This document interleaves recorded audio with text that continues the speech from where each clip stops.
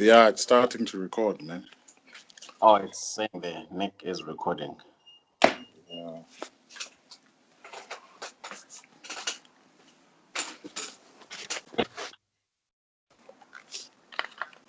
Alright. Hey, Mr. B, are you in Cape Town? You look chill. Huh? Am I in Cape Town? You look like you're in the city. I mean, by the beach. Well, P is by the beach, man. Eh? P is by the beach. Are you by the beach? No, no, no, no, no, no, no, no, no. I'm in the middle of town, man. Ah. Yeah. I don't like telling people where I am. I know where you. Huh? I know where you live. No, Well, I know you know where I live, man. But yeah, man. Oh, other people. Yeah? I'm saying you don't want to tell the other people. Yeah, no, man. People like telling too many things these days, You social media generation. That's why I have Instagram. Yeah, man. You can't tell everything to everyone, man. Mm. Some things must be hard to find, you know? Eh? Yeah. Sorry? You must go to the grave with them. Yeah, yeah, also, man. Yeah, yeah. So what's up, man? Hey, Mr. B. Yes, sir. I need this chicken out here because I'm home. Hey, you can't hear them. Well, no, I had some chickens earlier on, man. I was Yeah. like, hey, this guy, where's this guy, man? Okay. No, man, Mr. B. Like I told you, I want to before I mean we've had this conversation Sure. long time ago, but I wanted to have it again, and maybe there's gonna be something different into it. Also, I want other people that are on my Instagram to hear Mr. B when he preaches, because Mr. B preaches a lot. No, no, no, no, no. We don't preach, man. We teach. There's a difference, man. Oh yeah, we teach, not preach. Okay. Yeah. Preachers are those cats who are what you call it, man. Spraying doom on people, man.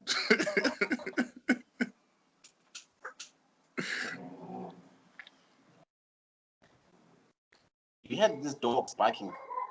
Yeah, no, I can hear them. You can't hear. Right? No, I can hear them. It's fine, man. It's fine. This is real life, man. Okay, let me just take this one out. There's like 5 of them, literally. Okay.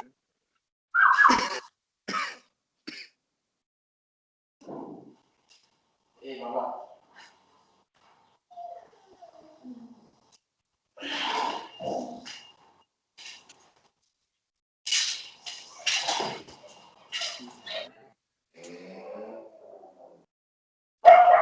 Okay. I'm back. Oh, My cool, bed. man. Okay, so like I was saying, I want us to. Yeah, I mean, I did watch the video that you sent, the one that you had for the architecture students, Sure, sure. and I thought I'd like to have pretty much the same conversation with you because I'm also working on, you know, a range that is inspired by African architecture. Sure. You know, just to derail a bit, I did check the video that you sent me, the dye stuff. Yeah, Which one? I actually met that lady who, the one healing textiles. Yeah, the lady from Mozambique, man. Yeah, Sure. yeah, I've actually met her at this other Nando's gig. Sure. She's really cool. Like her presentation was really, really dope. She's about that sustainable, slow Yes. textile and earth, you know. So yeah, I just wanted to say that. But yeah, I wanted for us to have that conversation. Sure. So Okay. introduce yourself. Sure. So Tandazani, my name is Ni Komibachwe, and I lecture design at Nelson Mandela University. This discussion is all my opinions. It has nothing to do with my employer. So Yeah. so yeah, so that's a disclaimer, The opinions expressed here are mine and mine alone, basically. But yeah, so I'm a design educator. I've I guess yeah, I'm a graphic designer, and I studied here in the Eastern Cape. What do they call the Eastern Cape? The home of legends. The province of legends, so they call it. Yeah, so I studied here in the Eastern Cape. I'm from around these areas. I grew up in the Transkei back in the day when it was the Transkei, And then I studied in East London, and then I worked a bit in industry, and then kind of like I left industry, and then I happened to find myself teaching, where I studied, and I've been teaching since then. This was like the early 2000s, I'd say. Yeah, basically. So, yeah, I mean, I was actually speaking to like a lady that I know, and she's based in the States. She's a Trinidadian designer, and we were talking because we're the same generation. So making the point that we've been like in this industry, for like 20 years, man. Which is quite scary if you think about it, because I graduated from tech in the late 90s. So yeah, it's been like 20 years from when I was a student to now where I am, So yeah, it's like time flies. I'm sure even when you think about it, I mean, when did you graduate from varsity? 2017. 17, That was 18. my undergrad, and then my Yes. postgrad 2019. Sure. So if it's 17, 18, 19, 20, I mean, so that's like 4 years ago, So, I mean, time is flying, man, And if that was 2017, your undergrad, so that means that I think your first year was when? Was it 15? 15, yeah. 2015, 16, 17, 18, 19, 20. I mean, that was like 6 years ago, man. Almost 10 years ago, you were in first year. So, like, time flies, time flies. Yeah. Okay. Okay, so Mr. Beam, Yes. As much as I want this to be, about architecture and whatnot, but you, like you're saying, you're a lecturer. Yes. But the first time, my first class with you, yes. First thing you said to everybody, you said, you guys don't need to be here. You're already designers. And I was like, guys, what do you mean? Like inside, I'm like, what do you mean? Like you are here, you're teaching, but then you're saying, we already have this gift. If you can please elaborate on that, because I feel like you say it to every group of students. Everyone's like, he told me the same thing. Sure. And it's true. I mean, it's almost like, it's almost kind of saying, we are human beings, man, and I don't want to say you can't learn how to be a human being, because obviously you can, but I think the best way to be a human being is to be a human being, you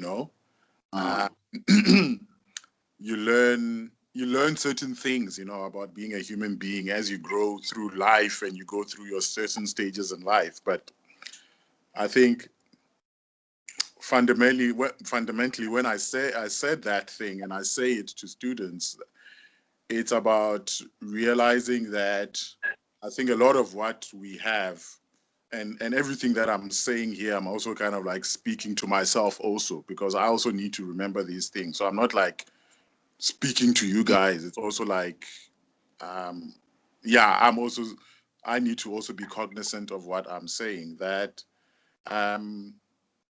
we are designers and it's intrinsic to who we are.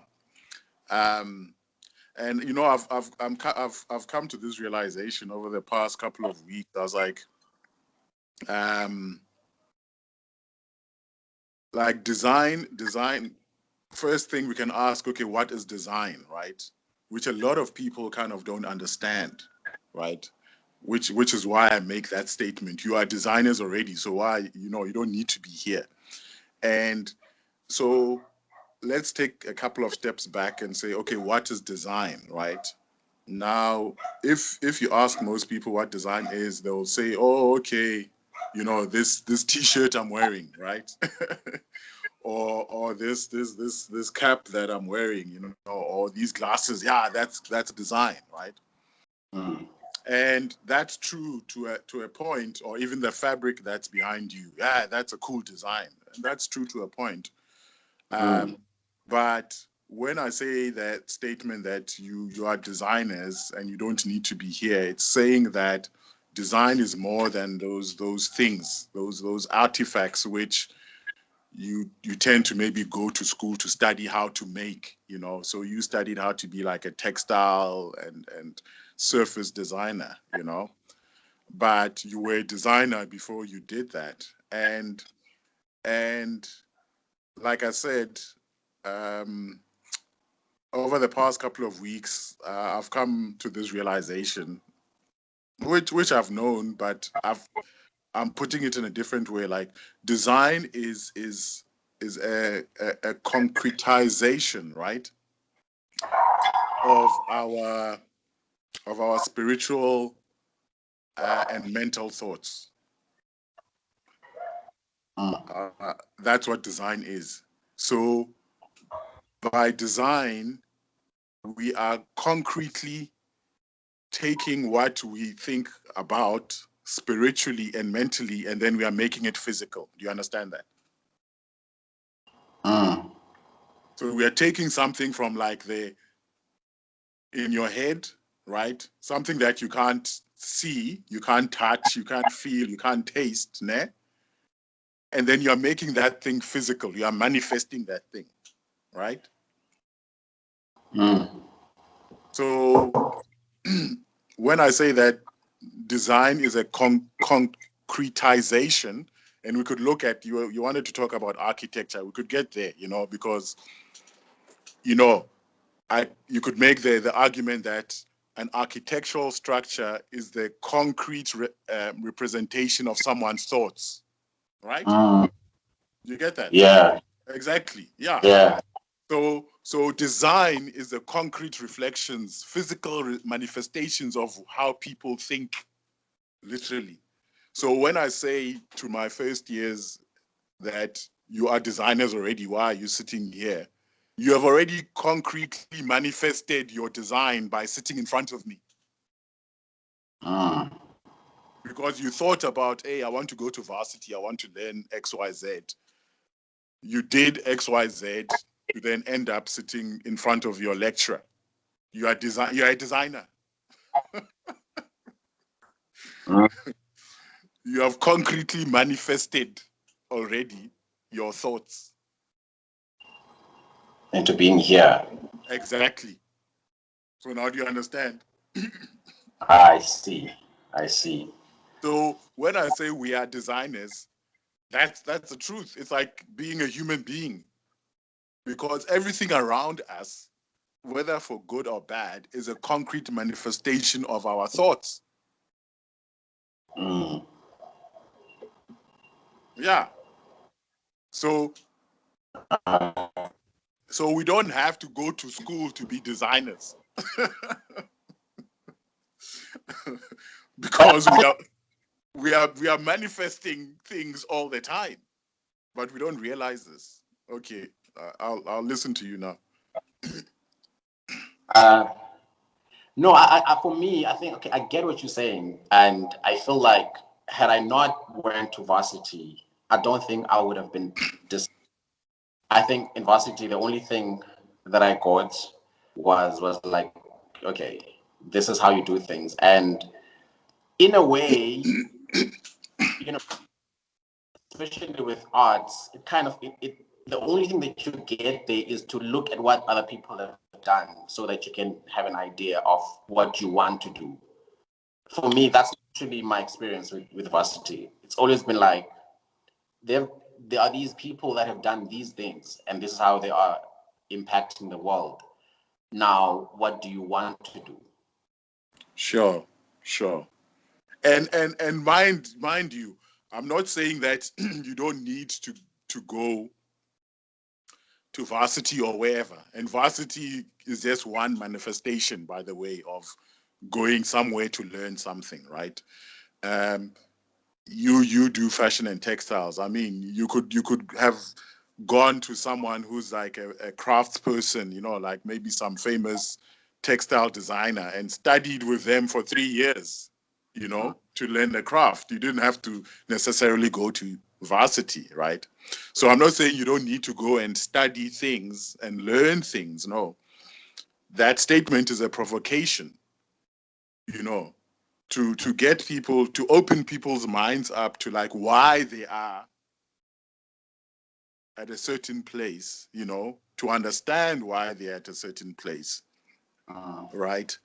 And to get them thinking about why they are doing what they are doing, you see, and not just be doing, you know, um, what they are doing, which most of us do. We just do things because it's like, yeah, I'm supposed to go to varsity, sure, okay, whatever, you know. You don't know why. You think it's there to get a job, all of these things, and it's like not necessarily. Yeah. As you're saying, it was maybe to see how other people do things and to like maybe connect your mind in different ways of thinking, and that's what you maybe got out of varsity, as well as like the skills that the hand skills or the making skills that you had learned, basically. And then you've done work around African alphabets. Remember Yeah, that you wanted for that exhibition? sure. Yeah, can you please speak about that? Like, So it's, yeah, so that you're talking about a series of like, I would say textiles, that I designed, that had that used African alphabets or African writing systems,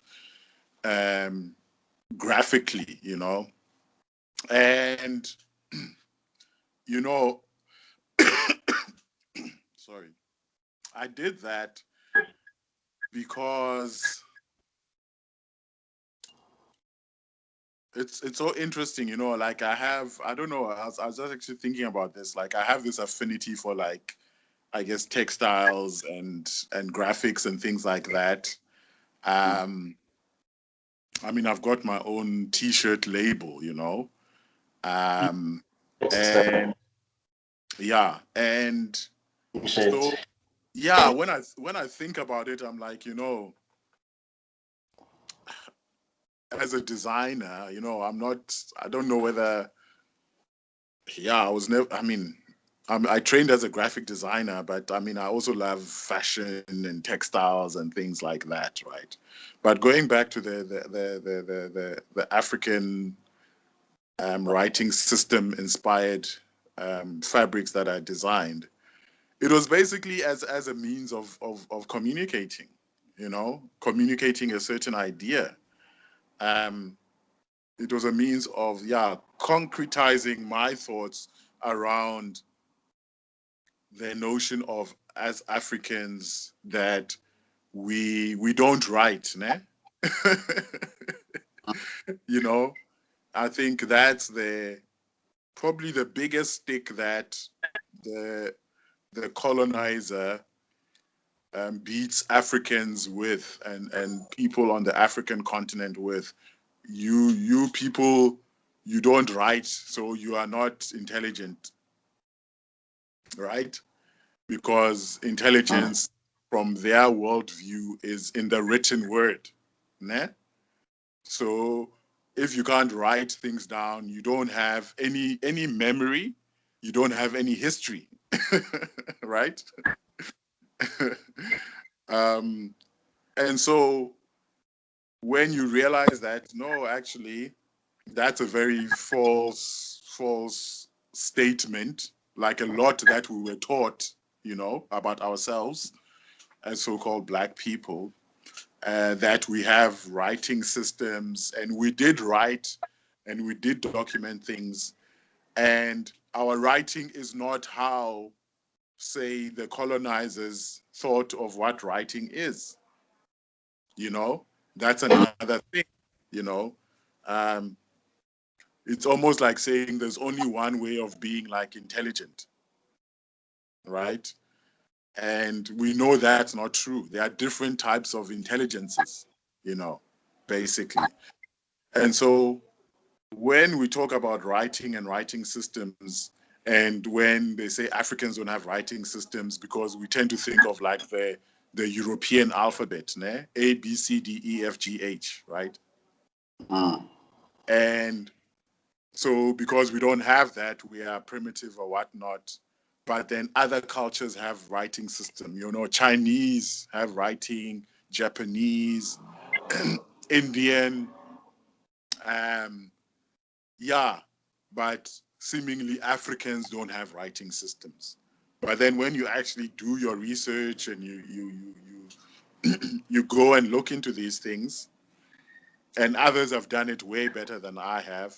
And here I'll give a shout out to a good friend of mine, Saki Mafundikwa, the Zimbabwean graphic designer, who wrote the book on African alphabets that I think woke up a whole generation of African designers about our history, basically.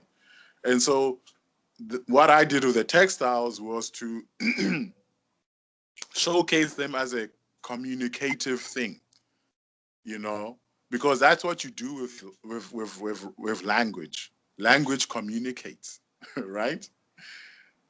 Writing, you write to communicate your ideas or your thoughts, literally, And so in a way, I was communicating with this thing to say and to show that this is who we are as so-called Black people, and this is part of our history and our heritage, just one small part of our history and our heritage, by the examples that I used. So it was just, my intention was to create a functional design.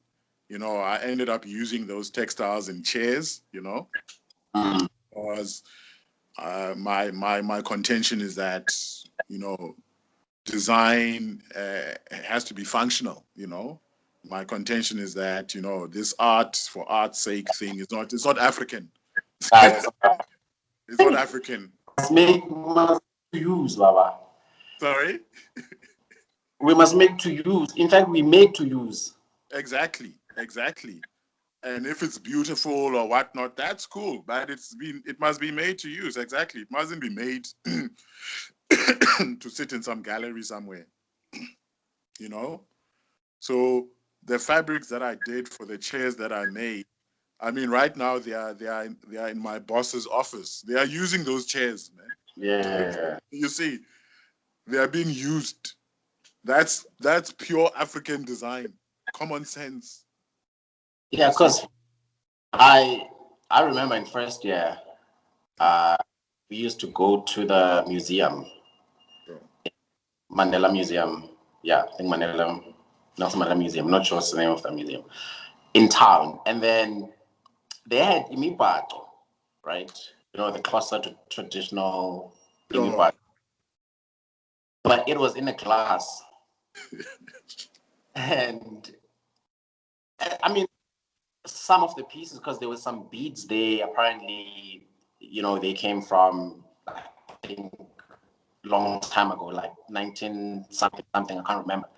But my relationship with umbhato coming from like in the rurals, so I don't understand why Sure. it's put in that glass. I'm like, what's fascinating about this thing? So now this is me in first year, so I didn't understand what was going on, because I remember we had to kind of, you know, to write a review about that. So that's really interesting, because now that you say it and you're expressing your worldview, right? It's like, so basically, in a way, it's like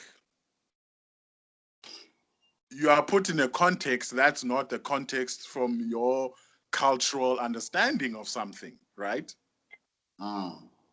It's like, I mean, what you're saying, I think about it like sometimes when I remember, when I was also at varsity and we were doing things and stuff like that.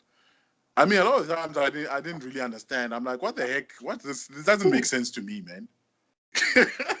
Yeah. No, I'm being serious. It's like, you know, whether it's like even from a drawing perspective, you know, you have to have this line and this, and I'm like, hey, I don't. Me, if you put something in front of me, I'll draw it, man. You know, I'll see something and I draw it as I see it. This thing of you measure this and that point, you know, it's. I think it's a way of thinking, man. It's not. It's a, and there's nothing wrong with it. I think what's wrong is when that way of thinking is seen as the only way of thinking and the only way of understanding things. You see, that's what's wrong, basically. And I'm just. I mean, that's an interesting story that you are telling. You know, from your cultural perspective, because the thinking that, let's say, designed the curriculum where you are going to go into a museum and look at a umbato behind a glass thing. To that thinking, there's nothing wrong with that. You see, you do go to a museum and you look at umbato behind a glass thing and you write about it. But imagine if, let's say, your cultural thinking has designed a curriculum, right, in terms of how you are to study and use umbato. Will that cultural thinking, will it say you need to go to a gallery to look at umbato? Well, I'm asking you. Well, I mean, right now we use umbato, so I don't think we've designed anything. No, yes. And the point I'm saying is that how you went and saw that piece in the gallery, right, in your first year, né? Yeah. Do you think it makes sense in your context, where you come from, your culture and your tradition, if they said this is how you must study this thing? No. Okay. So you were learning in a context that is removed from your culture and your traditions and your worldview and understanding, right? Yes. Okay. So is that a bad thing or a good thing? Now, now we can debate that, right? Yeah. We can debate that. I think it's a bad thing, and it's a bad thing because, right? We need to be very honest, and we need to speak truth. You know, we need to speak truth to things. And if things are wrong and they are bad and they are not working for us, we need to say those things, right? Now, the example that you gave about your first year trip to the art gallery and everything, that in and of itself, there's nothing wrong with it in the context for which that learning was made, which is primarily a Western European context and framing, right? So Lanto, it makes sense, Payan. It doesn't make sense, as you were saying, Pakut. You see, it doesn't make sense. It's like I'm not gonna go to Europe and do some ritual slaughter for my ancestors and pour libation. It won't make sense to them, right? Yeah. But it makes sense to us, and it makes sense to you. Okay. I know. I see that because I didn't. So since we talked about what's this word hey, Mr. B, you and your big words. Country. No. It's like you know the word concrete. Concrete, yes. You know we use concrete to make buildings, right? Yeah. So it's just it's just what is it? Concretization. That's all, man. You know these big Muzungu words, man.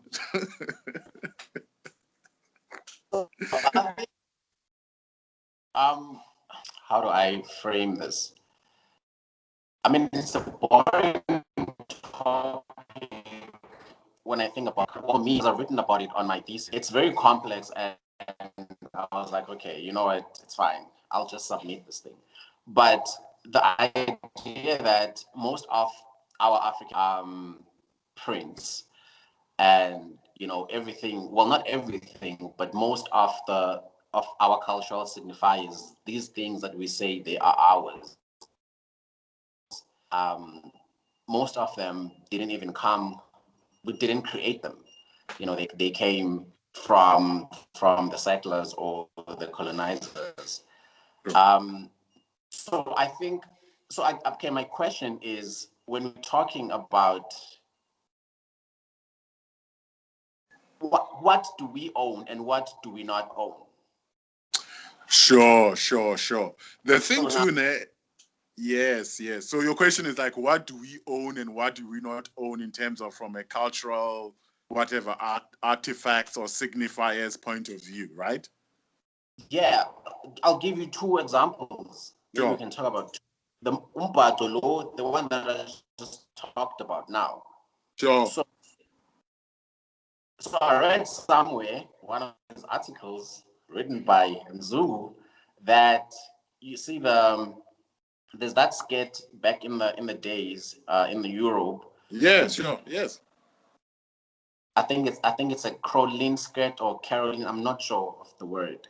Sure. But yeah, the very big skirt that is used to yes by the princesses there. Yes. And that skirt has the same lines as umbhato, and the way it's created, it resembles umbhato. And it said we have umbhato because of that skirt. That. So now other things we have ishweshwe from Germany. From Germany. Yes. And then you have beads, and you're like, okay, where like. So now the thing that we need to understand, right, is that when we talk about culture and all of these things, cultures are dynamic. Cultures are like streams, they don't stand still, right? And all cultures influence each other. Right? All cultures influence. That's what being human is about, literally. The influences that we get from our cultures and our interactions with each other. I mean, if you look at isiXhosa,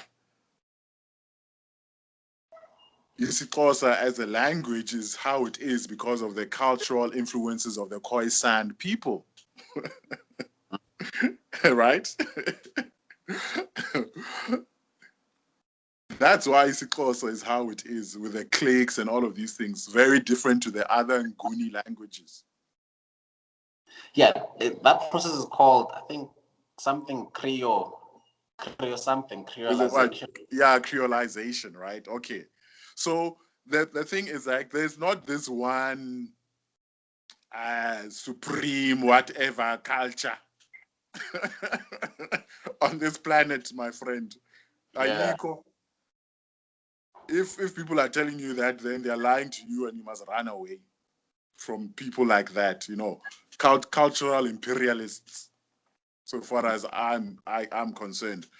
What is that all cultures learn from each other, all cultures feed from each other. There's a mixing of things, right? What shouldn't happen is that one culture supersedes and thinks that its ways and its things are their thing, right? Which is what currently out contend we have with what we understand as kind of Western hegemonic culture. It's like it has kind of pushed everything else to the side and kind of said that everything is universal, and universal being like so long as it's from a Western hegemonic mind view and world view, basically, you see. But like I said, if you go into history and you know history and all of that, cultures study from each other, they get from each other, they gain from each other. We can't be on some superior master race thing. That's foolishness. That's foolishness. So yes, Umbato and Ishweshwe come from like Europe. That's a reality, right? But Yeah. jazz and rock and roll come from Africa. That's also reality, right? So it's about being human. That's the thing. It's about being human and how we kind of influence each other positively and negatively, right? And like I said, no one should kind of take some high horse that their culture is better than any other, you know. No one should do that. Yeah. I'm on a someone's interviewing me. Yeah. So yeah. So no one should actually do that, you see. And I think the world is in the state it is because people take that mine is better than yours or whatnot. It's like, no, man, it's not. Yours is different from mine, and mine is different from yours. And it's like, I should respect yours and you should respect mine, Yeah, that's it. Yeah. So I think that brings me to the conversation of the diaspora. A lot of people hate, well, not hate, but then they're just tired of African diaspora, blah, blah, blah. Well, most people that I know, Sure. it's like, it's a boring topic, Sure. that um, if you may, because I mean, you're from Ghana and then you are here, and part of you is South African because you've lived here in South Africa. You understand Xhosa more than a lot of people, that are from Ghana that have never been here. And what's your take? I guess that's my question, because I mean I don't have questions, but in terms of you No. being Yeah. in South Africa, yeah.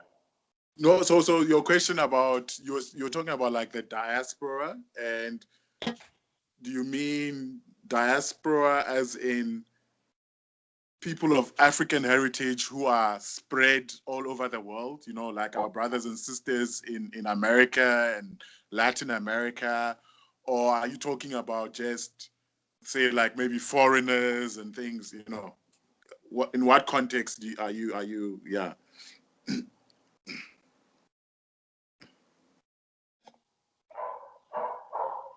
Mr. B. Why is your phone falling down, man? I'm not, I need what is that thing? A tripod. A tripod. You must just design one, man. Payan is Lalin. Hoy one together, man. I guess my thing, because I did this on my first, I'll say, range, which so the range that I worked on was based on mixed ethnic people that are living in South Africa. So your dad is Xhosa, your mom is Nigerian, and then you're in South Africa. Here you are treated as a foreigner, but then in Nigeria, you are a foreigner because you've never been there. And then the thing of you're not really sure who you are, especially if you want to attach yourself, you know, into the culture of both of these worlds. Yeah, so I think I was asking you from that perspective, I guess. Yeah, because I mean, a lot of people they don't identify as anything until it's like, but I'm not from here. Sure. I mean that's an interesting one. I mean, and yeah, I remember that range you did, and it was very interesting, you know. I mean, it goes back to that whole thing of the cultures thing again. I mean, as cultures, let's forget the what do you call it? The far off thing of saying, okay, maybe you are Nigerian and you are Ghanaian, or you are whatever Kenyan and South African or whatnot. Let's not go far. Let's come close. Let's come close. Ne? Like say umhlawumbi umXhosa and you are with uMpedi, right? Or umXhosa and umZulu, or an Indebele and a Tswana. I mean that's that's a cultural mixing, eh? Already, and even there, sometimes there's issues with that stuff. You know what I'm talking about. You know how we are as Africans. I mean, so let's not go far. Let's look here close to where we are amongst ourselves. And even I think even amongst ourselves, right? I know like traditionally back home, I mean, my parents belong to two different tribes, so to speak.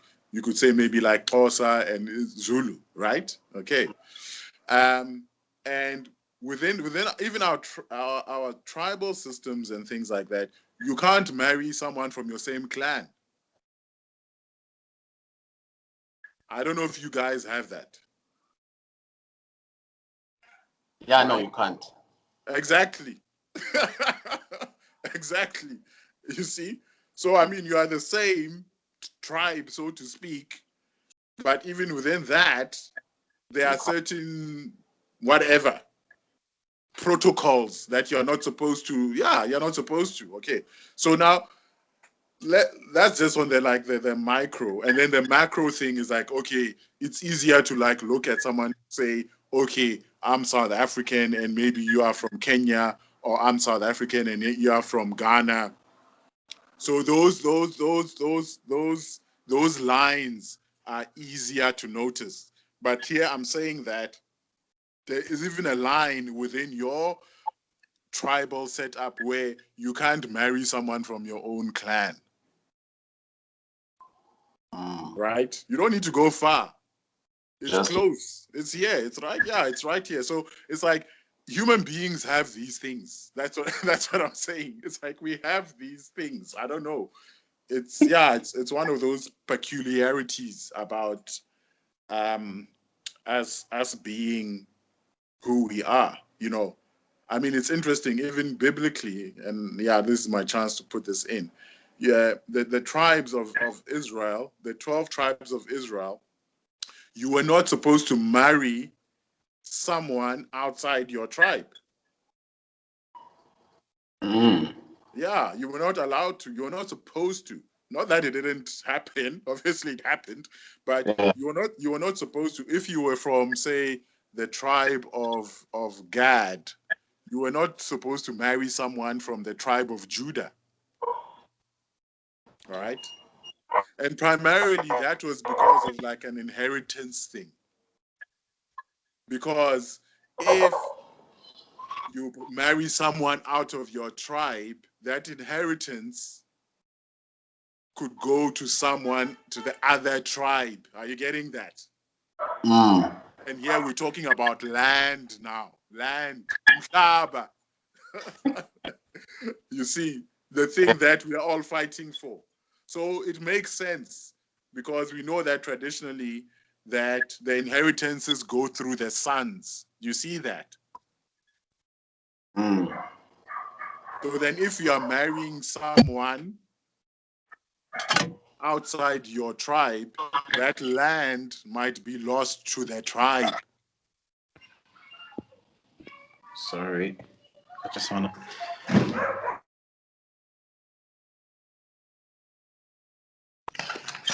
Hey, I want to go outside, Mr. B. The thing is, here now, is it getting dark? Yeah.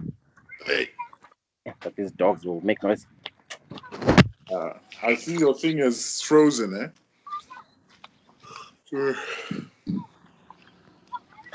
Okay. My video. Yeah.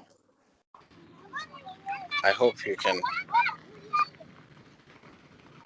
Okay.